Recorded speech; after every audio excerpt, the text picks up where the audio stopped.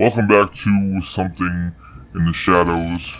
Today we have two more true ghost stories for you from Reddit.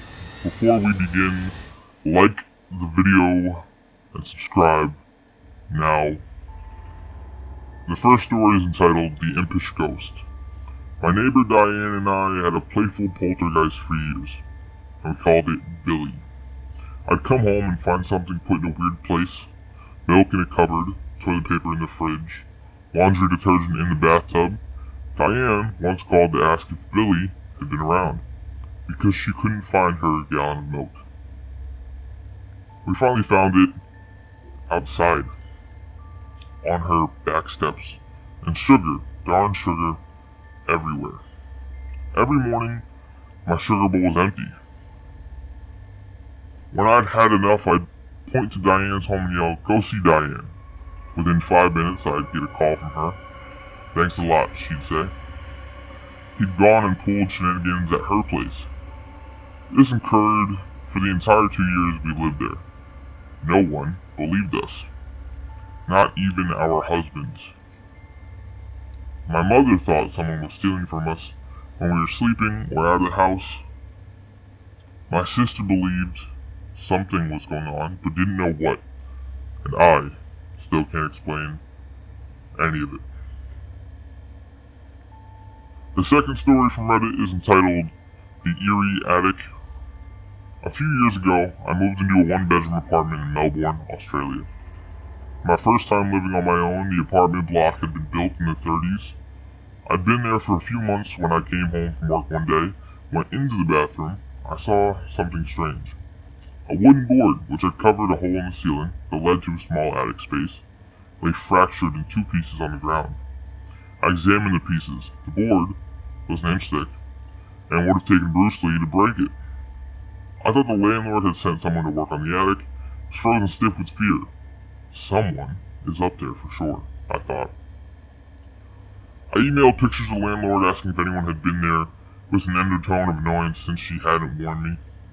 Her reply read, "Please call me as soon as you are able to." I called, and she explained that her last two tenants said the same thing happened.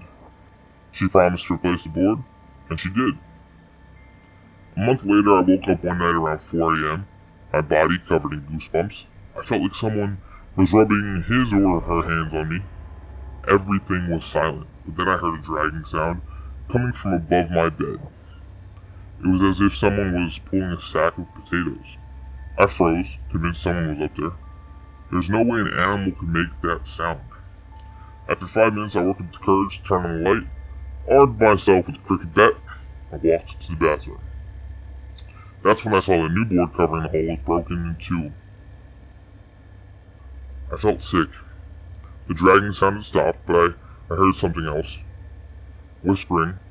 The sound was clear and coming from the attic. It sounded like children's voices. I could hear one sentence repeated over and over. "It's your turn. It's your turn." I switched on the light in every apartment to make things feel normal. It was 5 a.m. and dark outside. I watched TV to try to unwind, then a fuse blew.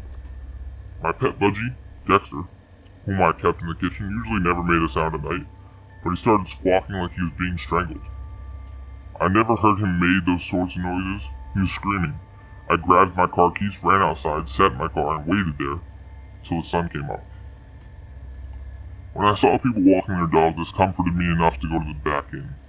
The front door was opened, but I figured I might have forgotten to close it when I ran out.